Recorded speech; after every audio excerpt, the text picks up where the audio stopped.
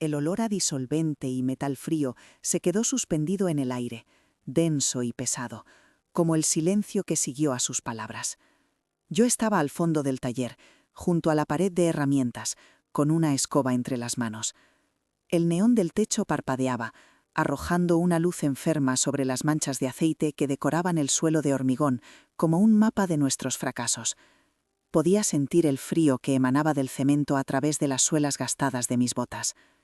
Desde mi rincón, la figura del señor Valdés era un insulto visual, un traje de lana gris que costaba más que nuestra máquina de diagnosis, unos zapatos italianos de un brillo obsceno, impolutos a pesar de estar pisando nuestro mugriento mundo. Sus palabras no las gritó, las dejó caer con la displicencia de quien tira una colilla al suelo. Dile a tu mujer que con lo que te voy a pagar, a ver si se compra algo de ropa decente, que da hasta pena verla así, hombre. Y se quedaron ahí, flotando, mientras el mundo se detenía. La sangre me subió al rostro con una virulencia que me mareó. Sentí un calor punzante en las mejillas, en las orejas, una humillación tan física que casi me dobla en dos. Mis nudillos se volvieron blancos alrededor del mango de madera de la escoba, el único ancla que me impedía disolverme en el suelo. No me atreví a levantar la vista. Clavé los ojos en una grieta del hormigón, siguiendo su trazado irregular como si contuviera el secreto del universo. Escuché a Javier, mi marido, balbucear algo ininteligible, una especie de disculpa ahogada, que fue como echar sal en la herida. No era culpa suya, lo sé. Estaba superado por la avería imposible de ese maldito jaguar, pero en ese instante su sumisión me pareció una traición. El zumbido de la luz fluorescente se convirtió en un estruendo dentro de mi cabeza, un ruido blanco que lo borraba todo excepto el eco de esa frase, una y otra vez. Pena. Daba pena. Recuerdo el destello de sus gemelos de plata al gesticular, el pliegue perfecto de su pantalón. ¿Cómo era posible que unos simples objetos, unos trozos de tela y metal, pudieran armar a una persona con tanto poder? El poder de juzgar, de sentenciar, de borrarte con una frase. Porque sus palabras no fueron un mero insulto, fueron un veredicto, un resumen cruel y certero de mi vida actual, de las decisiones que había tomado, de los sueños que había guardado en un cajón bajo llave. Te miran y solo ven un mono de trabajo gastado, unas manos sucias, y deciden que eso es todo lo que eres. Quizá tú también has vivido algo parecido. Si es así, escríbelo en los comentarios y dime desde dónde estás viendo esta historia. Porque esa sensación de que te tasen por tu apariencia, de que te declaren insignificante, es un veneno que se te mete muy adentro y tarda mucho en desaparecer. Miré de reojo a Javier. Sus hombros, normalmente anchos y fuertes, parecían encogidos bajo la sudadera gris manchada de grasa. No era solo el cansancio de 2 días luchando con un motor que se negaba a revelar su secreto. Era el peso de las deudas, la presión de mantener a flote el legado de su padre, el miedo constante a que el próximo mes fuera el último. Vi la frustración en sus manos, aferrando una llave inglesa con una fuerza innecesaria, sus nudillos tensos. Él amaba los retos mecánicos, se crecía ante los motores complicados, pero ese jaguar se había convertido en un enemigo personal, un laberinto sin salida. Y ahora, las palabras de Valdés le habían añadido una capa de humillación que tenía que soportar delante de mí. No se atrevía a mirarme, y en esa cobardía compartida, sentí la grieta entre nosotros ensancharse un poco más. El coche en sí era una provocación, un Jaguar E-Type del 68, de un color verde británico tan profundo que parecía absorber la poca luz del taller. Cada línea de su carrocería, cada pieza cromada, gritaba una elegancia y una riqueza de otro universo. Olía a cuero viejo y a gasolina de la cara, un perfume de una vida que nosotros ni siquiera podíamos imaginar. Era un contraste brutal y doloroso con nuestro entorno, la pintura desconchada de las paredes, el calendario de un proveedor de 2018 todavía colgado, las herramientas ordenadas pero visiblemente desgastadas por décadas de uso.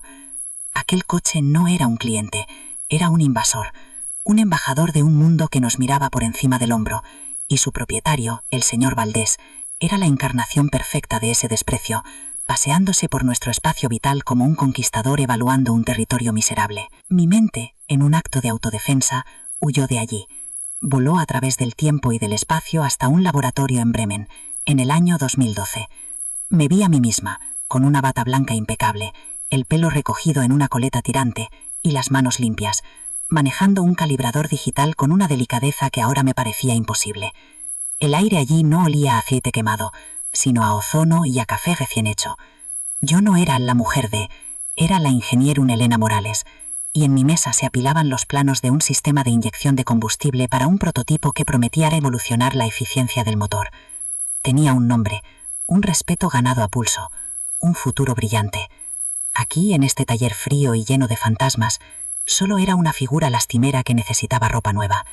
El recuerdo era tan nítido, tan real, que sentí una punzada de dolor físico, como el de un miembro amputado que sigue doliendo. Tomé la decisión de volver en el otoño de 2016.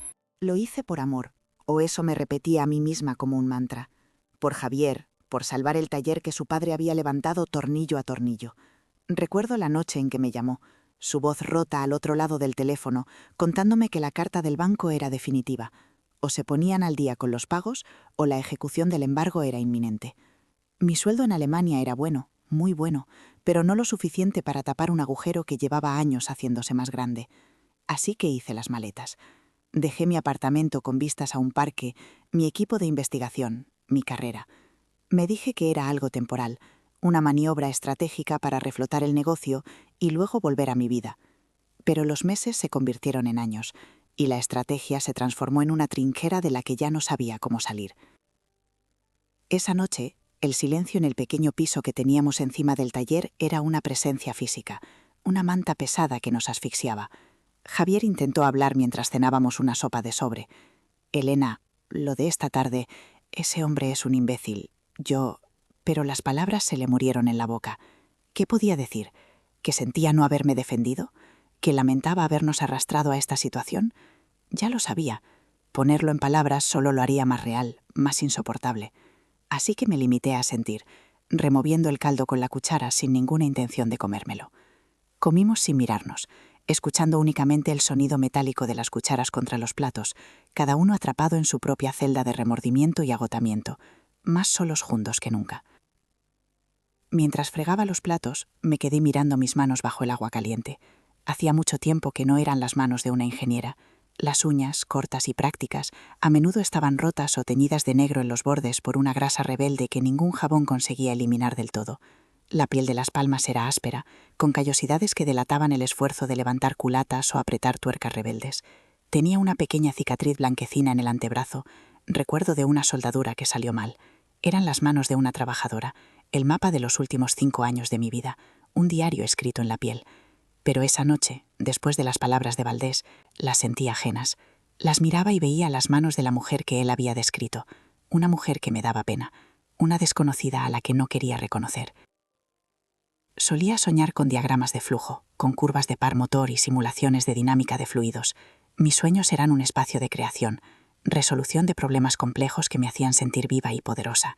Ahora, cuando conseguía dormir, mis noches estaban pobladas por pesadillas mucho más mundanas y aterradoras, facturas con sellos de urgente, el rostro preocupado de Javier iluminado por la luz de la pantalla del ordenador mientras revisaba las cuentas, el sonido del teléfono que siempre podía traer malas noticias.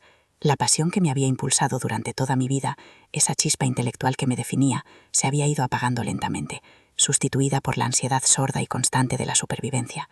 Es una erosión tan gradual que no te das cuenta, hasta que un día, una palabra cruel actúa como un relámpago y te ilumina el abismo que se ha abierto entre la persona que fuiste y la que eres. El sueño era imposible. El zumbido del viejo frigorífico se me antojaba un motor a punto de gripar, y las sábanas me rozaban la piel como si fueran de lija. Con cuidado de no despertar a Javier, me levanté. Me puse el mono de trabajo manchado directamente sobre el pijama, una segunda piel que olía a esfuerzo y a fracaso, y bajé descalza las escaleras que conectaban la casa con el taller. El aire era gélido y olía a noche y a metal. La única iluminación provenía de la farola de la calle, una luz azulada y fantasmal que se colaba por los sucios cristales de la puerta, proyectando sombras alargadas y monstruosas de las máquinas. En el centro, como un altar oscuro, reposaba el jaguar. Me acerqué a él lentamente, sin hacer ruido, movida no por la rabia, sino por una curiosidad vacía y desoladora. Él era el origen de mi humillación de hoy. Él era el problema que nos estaba destrozando. Me detuve a un par de metros del coche. Su carrocería, incluso en la penumbra, reflejaba una versión distorsionada y sombría de mí misma. Vi a una mujer cansada, con el pelo revuelto y una figura desdibujada por la ropa ancha y sin forma. Vi exactamente a la persona que el señor Valdés había visto y despreciado. No sentí ganas de llorar, ni de gritar, ni de golpear su estúpida chapa perfecta. Sentí un vacío inmenso, una calma aterradora. Y en ese silencio, bajo la fría e indiferente luz que se filtraba en nuestro taller, un pensamiento se formó en mi mente, nítido y afilado como un trozo de cristal roto. No era un pensamiento de venganza ni de superación. Era algo mucho más simple y mucho más oscuro. Esa fue la primera vez que pensé en desaparecer. El pensamiento no me horrorizó. Esa fue la parte más aterradora. La idea de desaparecer, de simplemente dejar de ser, no llegó con una oleada de pánico, sino con una calma gélida, casi lógica. Era una solución, una salida limpia a un problema sucio y enrevesado. Seguía allí, de pie en la penumbra del taller, con el frío del hormigón subiéndome por los pies descalzos y anidando en mis huesos. El jaguar era un monolito oscuro, una bestia silenciosa que había actuado como catalizador. Su mi presencia había destapado la podredumbre que llevaba años carcomiéndome por dentro. No odiaba al coche ni a su dueño. Odiarlos habría requerido una energía que ya no poseía. Eran simplemente los agentes del caos, los mensajeros que habían venido a entregarme un veredicto que yo ya conocía en secreto. La mujer que daba pena no había nacido esa tarde.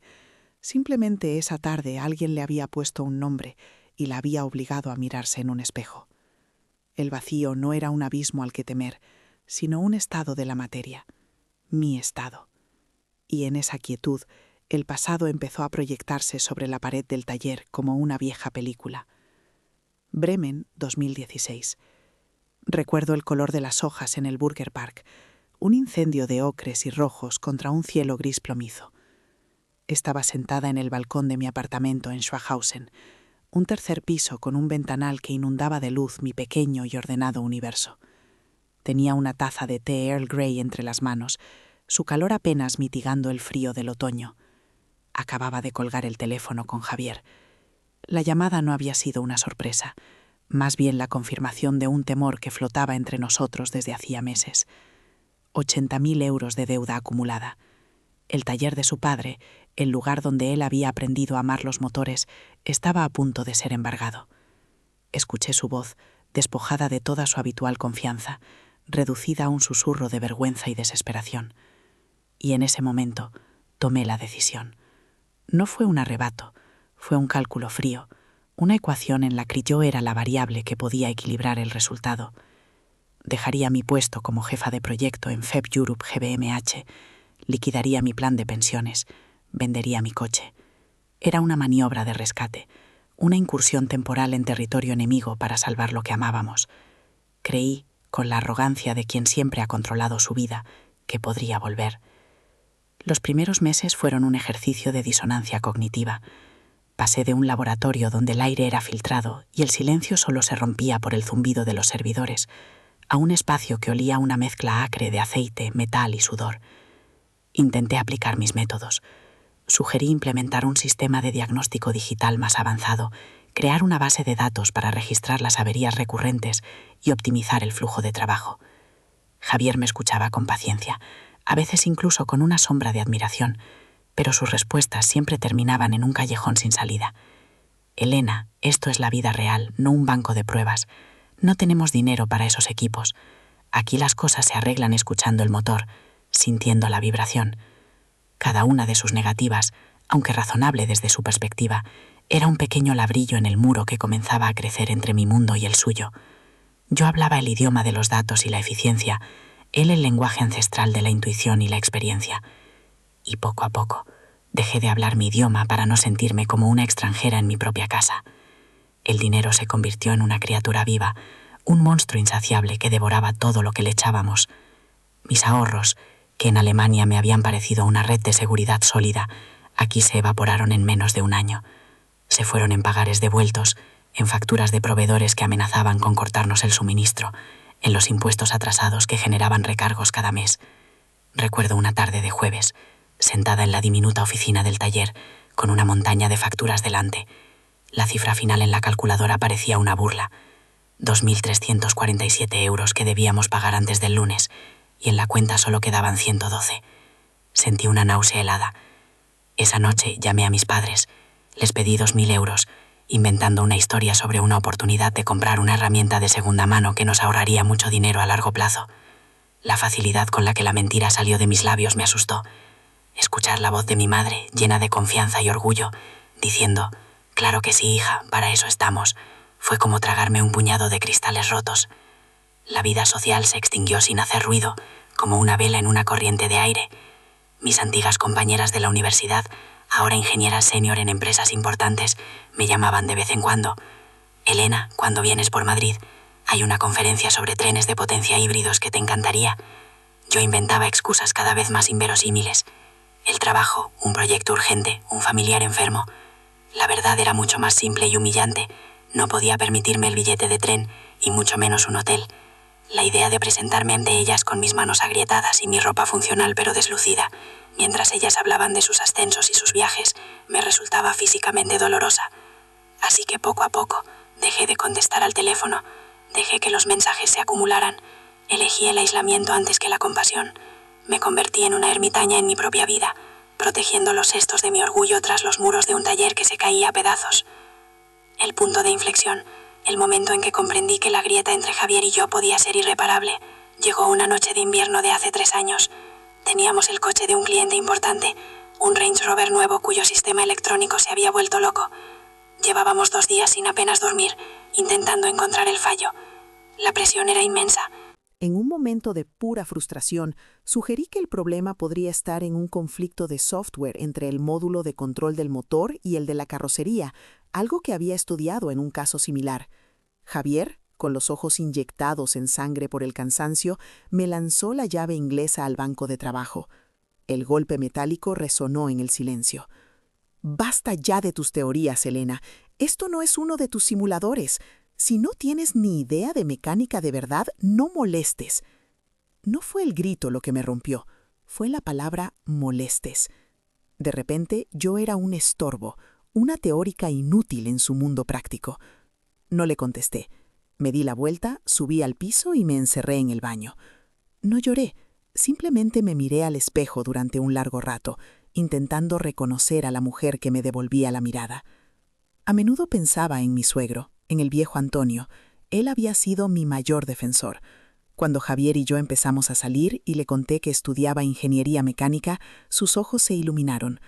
No me vio como la novia de su hijo, sino como una aliada. Pasábamos horas en el taller, él explicándome los secretos de un carburador Weber y yo hablándole de la inyección directa y los turbos de geometría variable. «Tienes una cabeza privilegiada, muchacha», me dijo una vez, con las manos apoyadas en el capó de un viejo Seat 600. «Este chico mío es todo corazón y manos, pero le falta tu visión. Juntos podríais comeros el mundo». Su fe en mí era un ancla, pero tras su muerte por un infarto fulminante en 2015, esa fe se convirtió en una lápida.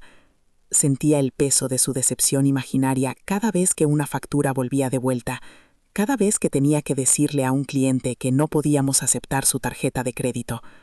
Estaba fallando a Javier y estaba fallando al único hombre que había creído que yo podía ser la pieza que completara el motor de sus vidas. El cuerpo no olvida. Aunque la mente intente evadirse, el cuerpo lleva la cuenta de cada sacrificio. Mis lumbares se habían convertido en un mapa del dolor, con puntos calientes que se activaban después de pasar horas inclinadas sobre un motor. Mis hombros crujían por las mañanas.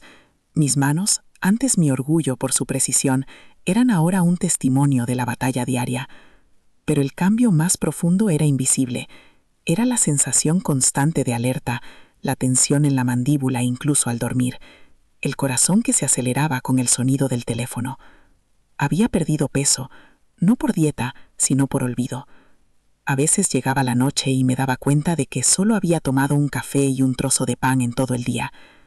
El señor Valdés había juzgado mi ropa, pero si hubiera podido ver debajo de ella, habría encontrado un cuerpo que estaba siendo consumido desde dentro por el ácido del estrés y la desesperanza.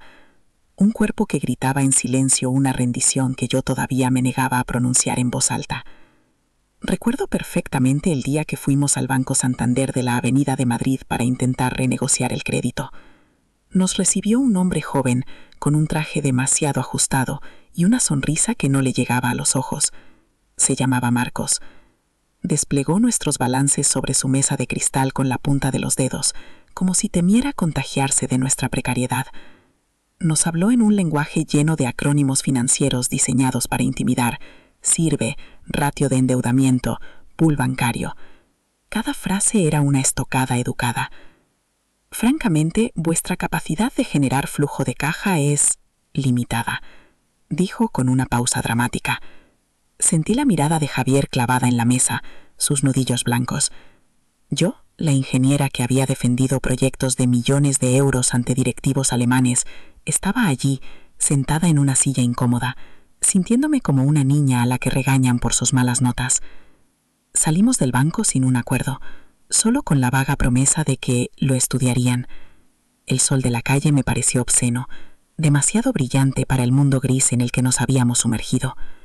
Había noches en las que la armadura se agrietaba, noches en las que, agotados y vencidos, nos buscábamos en la oscuridad de la cama. Javier me rodeaba con sus brazos y apoyaba la frente en mi espalda, en silencio. No hacían falta palabras. En ese gesto sentía todo su arrepentimiento, su frustración, su amor herido. Podía sentir el temblor de su cuerpo conteniendo un sollozo. Yo me giraba, le acariciaba el pelo áspero y le besaba la frente. En esos breves instantes éramos de nuevo nosotros, un equipo, 2 personas contra el mundo. Pero eran momentos frágiles como el cristal.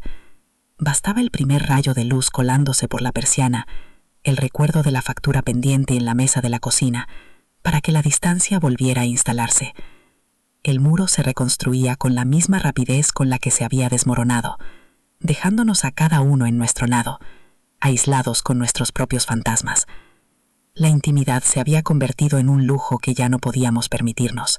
Hubo un día en que me di cuenta de que había empezado a olvidar. Estaba intentando leer un artículo en una revista técnica que seguía recibiendo por una suscripción antigua. Trataba sobre los nuevos avances en la gestión térmica de baterías para vehículos eléctricos. Leí el primer párrafo 3 veces y las palabras no formaban un concepto claro en mi mente.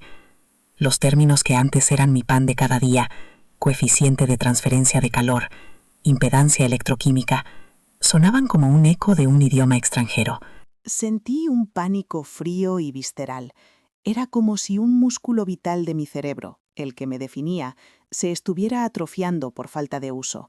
Mi identidad no estaba solo en mi título o en mi trabajo, estaba en mi capacidad para entender y resolver problemas complejos, y esa capacidad se estaba disolviendo en un mar de preocupaciones mundanas sobre si tendríamos para pagar el gasóleo de la furgoneta de cortesía. Estaba perdiendo la guerra no solo en el frente económico, sino en el más importante, el de mi propia mente. A veces, la memoria es una forma de tortura. Un recuerdo en particular me asaltaba en los momentos de mayor debilidad. Era del año 2014, en la Feria de Automoción de Hannover. Estaba en el stand de nuestra empresa presentando los resultados de mi proyecto, un sistema de inyección que reducía el consumo en un 12%. El auditorio estaba lleno.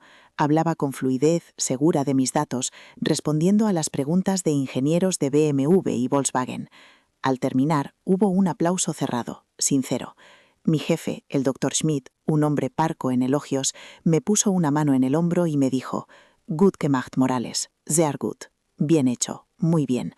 Ese recuerdo, el sonido del aplauso, el peso de su mano en mi hombro, la sensación del logro puro y absoluto, era ahora tan doloroso que me dejaba sin aire. Era una ventana a una vida que parecía pertenecer a otra persona, una mujer brillante y llena de futuro, a la que yo sentía que había traicionado y abandonado en un andén de estación. La rendición nunca es un acto único y grandioso, es una sucesión de pequeñas claudicaciones. La mía ocurrió un martes por la mañana. Llamó un proveedor, uno de los más antiguos, preguntando por Javier. «Póngame con el jefe», dijo con su vozarrón habitual. En otro tiempo yo le habría respondido con firmeza: «Está ocupado, pero habla con la gerente, soy Elena». Pero ese día no lo hice. El cansancio pesaba más que el orgullo. Simplemente dije: «Un momento, por favor, ahora se pone». Mientras iba a buscar a Javier al foso, sentí que algo dentro de mí se rompía definitivamente. Había aceptado el rol que me asignaban, la mujer de, la telefonista, la ayudante. Luchar contra esa percepción requería una energía que necesitaba para batallas más urgentes, como encontrar la manera de que el banco no nos devolviera el siguiente recibo. Fue una renuncia silenciosa, invisible para el mundo, pero para mí fue el día en que dejé de ser Elena Morales, ingeniera, para convertirme, a todos los efectos, en una sombra en mi propio negocio. Zaragoza, mi ciudad, se había vuelto un territorio hostil. Antes amaba pasear por la calle Alfonso, perderme por el Tubo, sentarme en una terraza de la Plaza del Pilar. Ahora, cada salida era una misión de sigilo. Evitaba el centro a toda costa. El miedo a encontrarme con antiguos compañeros de instituto o amigos de la familia era paralizante. No por ellos, sino por mí. No soportaba la idea de tener que responder a la pregunta inevitable. Elena, ¿qué tal? ¿Qué es de tu vida? ¿Qué iba a contarles? ¿La verdad? ¿Que había cambiado la ingeniería de vanguardia por la lucha diaria contra la bancarrota? ¿Que mi mayor logro del mes había sido conseguir que un proveedor nos fiara una caja de filtros de aceite?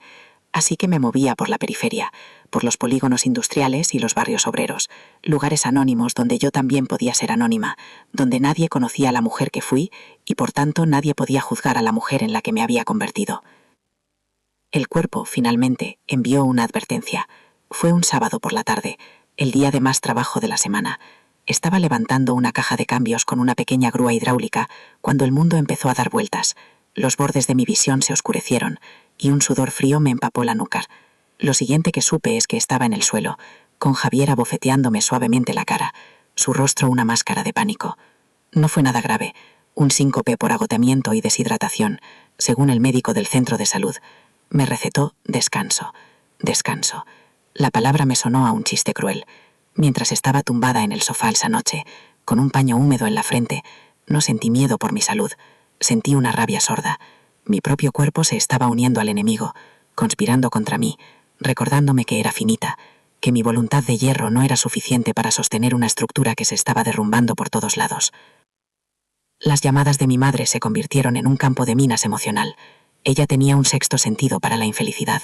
Elena, te noto la voz apagada. ¿Estás bien, cariño? Javier te trata bien.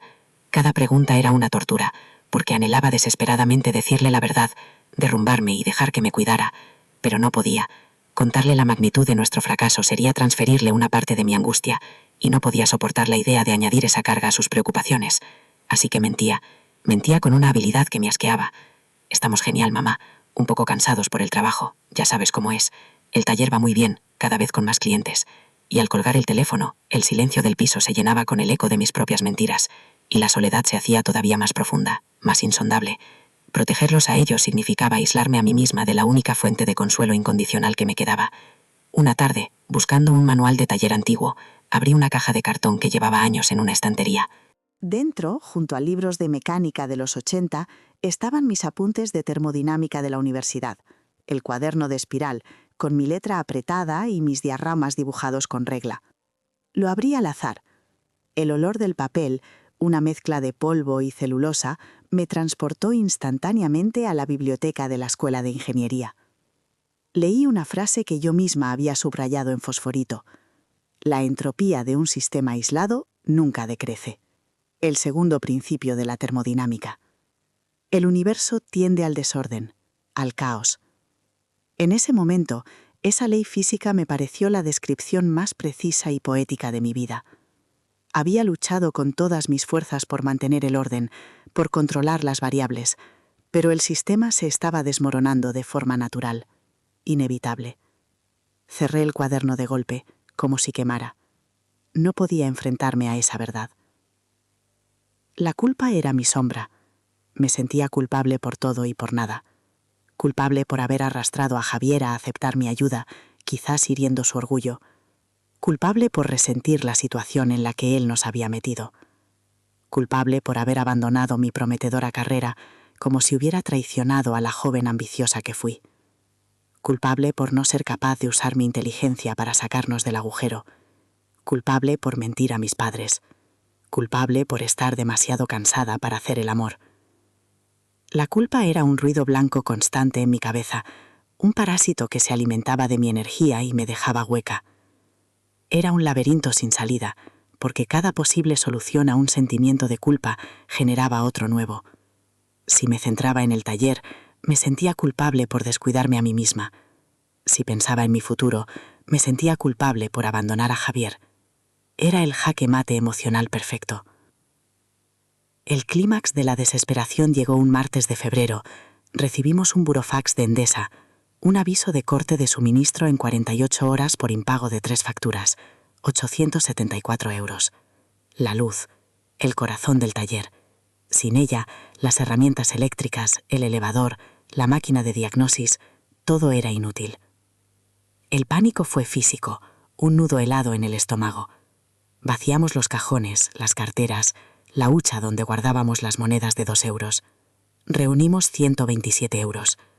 Javier, con la cara descompuesta, tuvo que llamar a su primo para pedirle el resto. Escuché su conversación desde la oficina, su voz temblorosa, humillada. Esa noche, incluso después de haber pagado la factura por internet, no pude dejar de mirar el interruptor de la luz. La simple idea de que alguien, a kilómetros de distancia, tuviera el poder de sumir nuestro mundo en la oscuridad con un solo clic, me reveló nuestra fragilidad de una forma brutal y definitiva. Éramos marionetas, y alguien más movía los hilos. Nuestro pequeño piso encima del taller, que al principio me había parecido acogedor y práctico, se había convertido en una celda. Cada pequeño desperfecto era un recordatorio de nuestra impotencia. La mancha de humedad en el techo del baño que crecía lentamente como una enfermedad. El grifo de la cocina que goteaba con una constancia enloquecedora, cada gota un martillazo en el silencio de la noche. La persiana del dormitorio que se había cascado y nos obligaba a vivir en una penumbra perpetua. No teníamos ni el dinero ni la energía para arreglar nada. Vivíamos en un escenario de decadencia progresiva, y esa decadencia externa era un reflejo perfecto de nuestro estado interior. El hogar había dejado de ser un refugio para convertirse en una extensión del taller, un lugar del que también deseaba escapar. El día en que el señor Valdés cruzó la puerta con su jaguar y su desprecio no fue un día cualquiera. Fue la consecuencia lógica de miles de días como ese. El cielo estaba del color del acero sucio y una llovizna fina y persistente empapaba el asfalto.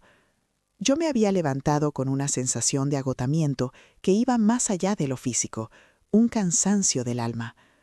Todo lo que había sucedido en los últimos 5 años, las deudas, las mentiras, las renuncias, los silencios, había estado erosionando los cimientos de mi ser.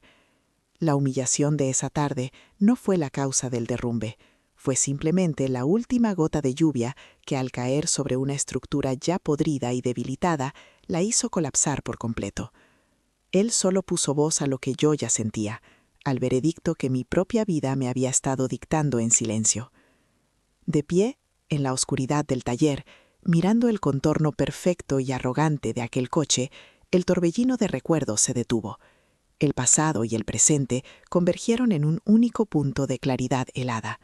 Ya no había nada que proteger, ni mi orgullo, que había sido públicamente destrozado, ni mi carrera, que era un fantasma, ni mi relación, que era un campo de ruinas silencioso, ni siquiera mi futuro, que se me antojaba un páramo vacío.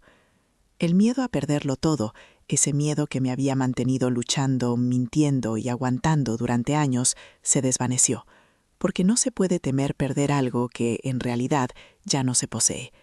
La sensación no fue de derrota, sino de una extraña y terrible liberación, como si me hubieran quitado un peso inmenso de encima, dejándome peligrosamente ligera, sin nada que me anclara a la tierra. Esa noche comprendí que no quedaba nada por perder. La luz azulada de la farola dibujaba un halo alrededor del jaguar, convirtiéndolo en un animal mitológico dormido en el centro de nuestro fracaso.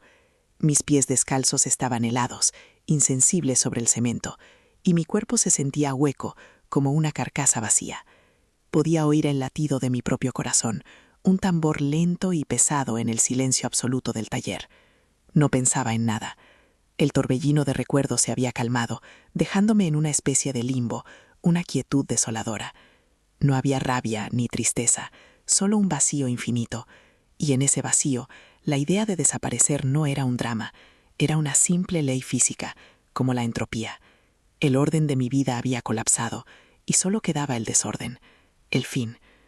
Oí un crujido en la escalera de madera, y no me moví.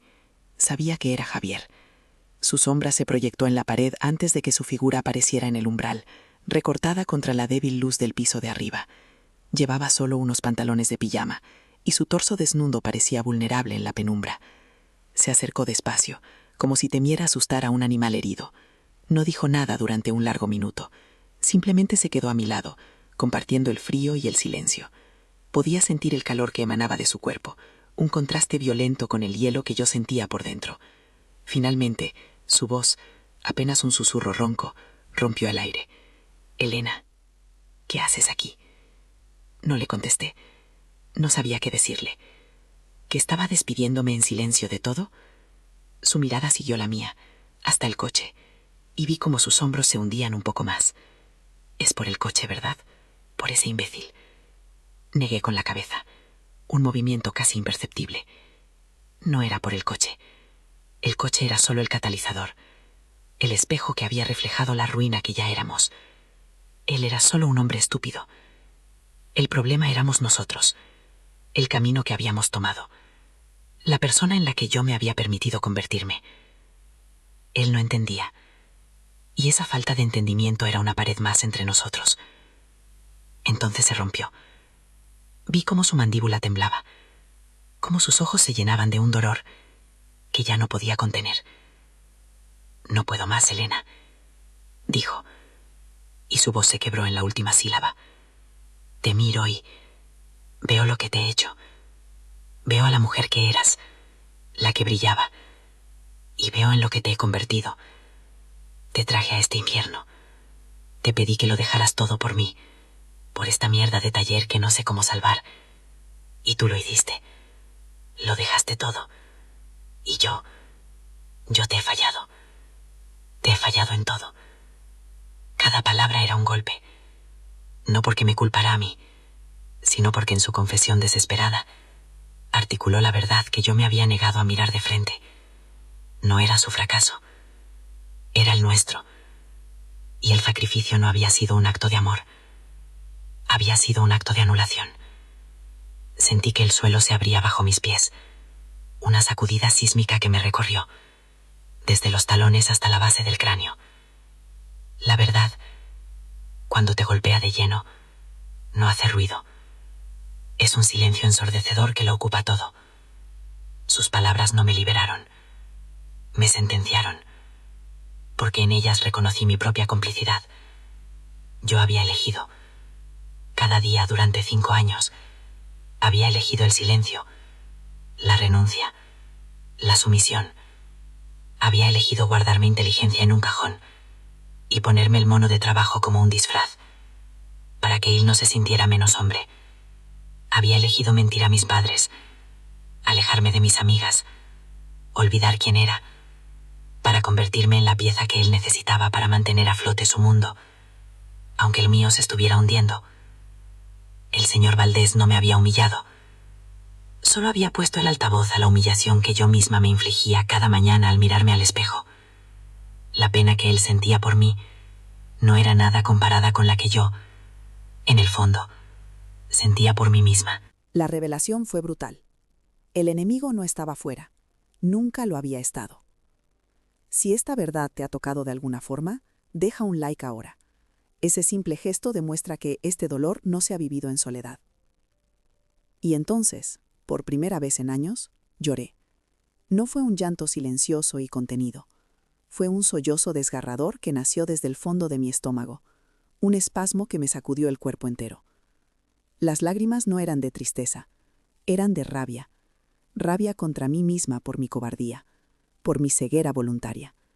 Me derrumbé allí mismo, en el suelo helado del taller, y lloré por la ingeniera que había abandonado en Bremen, por la mujer llena de sueños que había asesinado lentamente.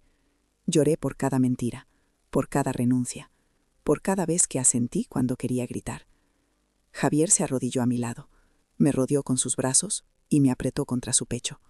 No dijo nada, no intentó consolarme con palabras vacías. Simplemente me sostuvo mientras yo me rompía en 1000 pedazos. Y en el calor de su abrazo, en su silencio respetuoso, sentí el primer indicio de que quizás, solo quizás, las piezas podían volver a unirse de una forma diferente. El llanto me dejó vacía, pero no era el vacío de antes. Era una vacuidad limpia, como una habitación después de un incendio, lista para ser reconstruida. Me quedé allí, en sus brazos, escuchando los latidos de su corazón mezclados con los ecos de mis propios sollozos. El primer rayo de luz del amanecer, un gris pálido y tímido, empezó a filtrarse por los cristales sucios del taller, tiñendo el aire de un color de esperanza incierta. Lentamente me separé de él. Estábamos sucios, cansados y rotos, pero por primera vez en mucho tiempo estábamos en el mismo lugar, mirando la misma ruina. Nos miramos a los ojos, y no vi lástima ni culpa. Vi a un hombre tan perdido como yo, que acababa de entender que el mapa que habíamos estado usando nos llevaba directos al precipicio. No hubo promesas, no hubo planes, solo un reconocimiento mutuo, silencioso y profundo, de que el camino que habíamos seguido se había acabado esa misma noche. Me levanté. Mis piernas temblaban un poco, pero se sentían firmes. Caminé hacia el fregadero del rincón y me lavé la cara con agua fría. El chorro helado fue como un bautismo. Me miré las manos bajo el agua. Estaban cubiertas de una fina capa de polvo y suciedad del suelo, con la grasa incrustada junto a las uñas. Pero ya no veía las manos de una víctima. Vi mis manos, las manos que habían diseñado un sistema de inyección en un ordenador de última generación, las manos que habían resuelto ecuaciones diferenciales en una pizarra, las manos que habían construido prototipos con una precisión milimétrica. La piel era áspera, sí, pero los huesos, los tendones, la memoria muscular de lo que sabían hacer, seguían allí. El conocimiento no había desaparecido, solo estaba dormido, esperando a que alguien encendiera la luz. Y la luz, irónicamente, la había encendido un imbécil con un traje caro. Me sequé las manos en mi mono de trabajo, un gesto que había hecho miles de veces, pero que ahora se sentía diferente. Era una armadura, no una mortaja. Me giré hacia Javier, que seguía en el suelo, observándome con una mezcla de miedo y asombro. «Déjame a mí», le dije. Mi voz no era la de antes, ni la de la ingeniera arrogante de Alemania, ni la de la mujer agotada de los últimos 5 años. Era una voz nueva, tranquila, sin adornos, cargada con el peso de una decisión irrevocable. Él no preguntó nada, simplemente asintió. Me acerqué al Jaguar, pero esta vez no lo vi como un símbolo de humillación. Lo vi como lo que era, una máquina, un sistema complejo de variables interconectadas, un problema que esperaba una solución. Y yo, Elena Morales, era una solucionadora de problemas. Era la esencia de lo que siempre había sido. Abrí el capó con un movimiento firme. El motor, una maravilla de la ingeniería de los 60, se mostró ante mí. No empecé a tocar piezas al azar como había visto hacer a Javier durante 2 días. Me quedé quieta, cerré los ojos y escuché. No con los oídos, sino con todo mi cuerpo. Recordé los diagramas de flujo, las curvas de par, los principios de la termodinámica. Dejé que la teoría que había amado, la que había abandonado, volviera a mí. No era un problema de bujías, ni de carburación, ni de batería. Eso era lo evidente, lo que un mecánico buscaría. Esto era otra cosa, un fallo sistémico, casi conceptual, un desequilibrio. La intuición, alimentada por miles de horas de estudio, me guió. Mis dedos, cubiertos de grasa, se deslizaron sobre el sistema de alimentación de combustible, buscando no una rotura, sino una inconsistencia, una anomalía casi imperceptible en la presión del colector de admisión. Y entonces lo sentí. Una minúscula, casi ridícula, obstrucción en uno de los conductos de vacío del distribuidor, una pieza que en los esquemas modernos ya no existía, pero que en este motor era crucial para regular el avance del encendido a altas revoluciones. No era una avería franca, era un error de cálculo viviente, una pequeña imperfección que volvía loco a todo el sistema, generando una lectura errónea que ahogaba el motor antes de que pudiera arrancar. A Javier se le había escapado porque buscaba una pieza rota, no un principio físico mal aplicado. Pero yo lo vi con la claridad de una ecuación resuelta en una pizarra. La solución era insultantemente simple, un ajuste de menos de 5 minutos. Pero llegar a ella requería un camino que solo yo podía recorrer. La victoria no fue encontrarlo, fue darme cuenta de que el mapa para encontrarlo siempre había estado dentro de mí. Con la certeza helada del diagnóstico en mi mente, no toqué el motor, no todavía. Esa reparación no era para la oscuridad, merecía la luz del día. Me di la vuelta y caminé con paso firme hacia la pequeña oficina. Javier seguía mirándome, sin entender nada, pero en sus ojos había nacido una nueva luz, una que se parecía mucho al respeto que creía haber perdido para siempre. Vi el teléfono inalámbrico sobre la mesa, el que tantas veces había sonado con malas noticias, con amenazas veladas de proveedores, con recordatorios de nuestra propia insuficiencia. Lo cogí con mi mano sucia de grasa, manchando el plástico blanco. No era un acto de rabia, sino de control. Pulsé el botón de apagado y observé cómo la pequeña pantalla se quedaba en negro, sumiéndose en un silencio absoluto y elegido.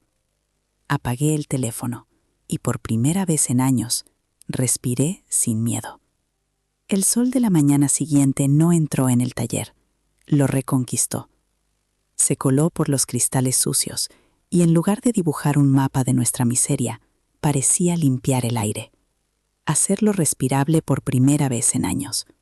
No había prisa. Preparé café, uno para mí y otro para Javier, y lo bebimos en silencio, sentados en 2 taburetes viejos. No era un silencio de distancia, sino de tregua, de reconocimiento. El jaguar seguía allí, en el centro, pero su poder se había desvanecido. Ya no era un tótem de nuestra humillación, sino simplemente una máquina averiada. Después del café, me acerqué a mi caja de herramientas, la que apenas había usado en 5 años, mis herramientas de precisión. Las limpié una por una, con un trapo limpio y un aceite especial. Un ritual lento y metódico. Cada pieza de metal frío en mi mano era un recordatorio, una sílaba de un lenguaje que estaba volviendo a hablar. No iba a arreglar el coche por la presión de un cliente, ni por el dinero. Iba a hacerlo por mí, porque era un problema, y yo era la solución. El control no estaba en sus manos, ni en las del banco, ni en las de nadie. Estaba en las mías. El señor Valdés llegó a las 10 en punto, su impaciencia palpable en la forma en que cerró la puerta de su taxi. Su rostro era una máscara de desprecio ensayado, pero sus ojos delataban una pizca de incertidumbre. Se dirigió directamente a Javier, ignorándome por completo. «Bueno, ¿nos vamos a reír mucho más o me puedo llevar mi coche a un taller de verdad?» Javier me miró, y yo asentí levemente, dándole permiso para cederme el escenario. Di un paso al frente, interponiéndome entre ellos. Llevaba mi mono de trabajo limpio y el pelo recogido. Su coche tiene una obstrucción parcial intermitente en el conducto de vacío del diafragma del distribuidor, lo que provoca un avance anómalo del encendido en el ciclo de arranque en frío. Es un fallo de diseño, no de mantenimiento. Lo dije con calma, sin emoción, como si estuviera leyendo un informe técnico. Valdés parpadeó, completamente desarmado. La jerga era un muro contra el que su arrogancia no podía chocar. No entendía las palabras, pero entendía perfectamente la autoridad con la que las pronunciaba. El silencio que siguió fue denso, pesado, y supe que había ganado. Sin esperar su respuesta, me acerqué al motor. Cogí una única llave de mi caja, una llave pequeña y precisa. Mis movimientos eran económicos, sin un gesto de más. Javier se mantenía a una distancia respetuosa, observando no a su mujer, sino a una profesional en su elemento. Localicé el conducto, apenas un tubo de goma del grosor de un lápiz, oculto bajo una maraña de cables. Con una presión controlada, liberé la pequeña partícula de carbonilla que lo obstruía y reajusté la abrazadera. No tardé más de 3 minutos. Limpié la punta de mis dedos en un trapo limpio, una mancha de grasa solitaria en un lienzo de control recuperado. Me erguí y miré a Javier. «Prueba ahora, cariño».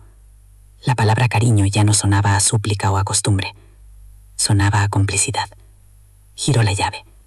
El motor V2 se despertó al instante, con un rugido profundo, equilibrado y perfecto. No era el sonido de una reparación. Era el sonido de la lógica, de la física, del orden restaurado. Era el sonido de mi propia voz, clara y potente, después de un larguísimo silencio. Valdés estaba pálido, con la boca ligeramente abierta. La transición de la arrogancia a la estupefacción total había sido brutal y pública. Miraba del motor a mí, y de mí al motor, como si no pudiera procesar la realidad. Yo no sonreí, no sentí el impulso de regodearme.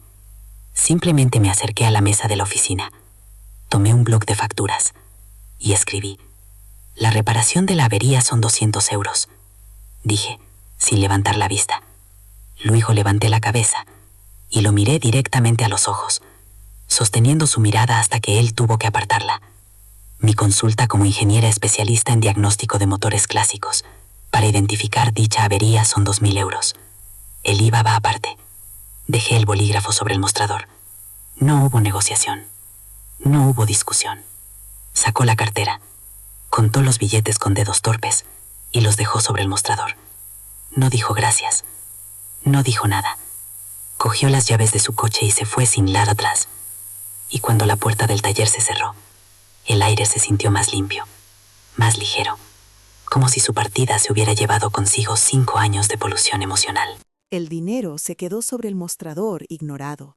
Javier y yo nos miramos a través del taller. En sus ojos ya no había culpa, sino una profunda admiración que creía haber perdido para siempre. Se acercó a mí lentamente y, en lugar de abrazarme, tomó mis manos entre las suyas. Las miró, las manos sucias y callosas que él había visto como un símbolo de mi sacrificio, y las besó, una por una.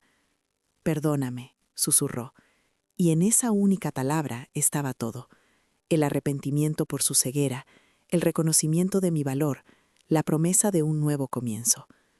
«No hay nada que perdonar, Javi», le contesté, y era verdad. «Pero a partir de hoy las cosas van a cambiar. Este taller ya no es solo tuyo, es nuestro, y vamos a gestionarlo como socios, no como un matrimonio que sobrevive». Él asintió, las lágrimas brillando en sus ojos. «Como tú digas, jefa», dijo, y por primera vez en mucho tiempo nos reímos juntos. Una risa limpia, sin el peso del pasado, el primer ladrillo de la nueva casa que íbamos a construir sobre las ruinas de la antigua. Al día siguiente no abrimos el taller. Cogimos una parte del dinero y nos fuimos a un almacén de suministros. Compramos pintura blanca, rodillos, cajas de almacenaje y 2 fluorescentes nuevos de luz fría y potente. Pasamos los siguientes 3 días trabajando no en coches, sino en nuestro espacio. Vaciamos cada estantería, tiramos a un contenedor las herramientas rotas, los calendarios caducados, los trastos que acumulaban polvo y malos recuerdos. Fregamos el suelo de hormigón hasta que las manchas de aceite se convirtieron en cicatrices del pasado, no en heridas abiertas. Pintamos las paredes de un blanco brillante que multiplicaba la luz. Cuando terminamos, el taller era el mismo lugar, pero se sentía como un universo diferente. Olía a pintura fresca y a empezar de cero. El lunes, cuando abrimos, yo no me puse el mono de trabajo. Me senté en la oficina, que ahora estaba limpia y ordenada, encendí mi viejo ordenador portátil y por primera vez en 5 años abrí un programa de diseño CAD. Tenía un plan. Las semanas que siguieron fueron tranquilas, pero llenas de una energía nueva. Las mañanas comenzaban con silencio y café, no con la ansiedad de las facturas.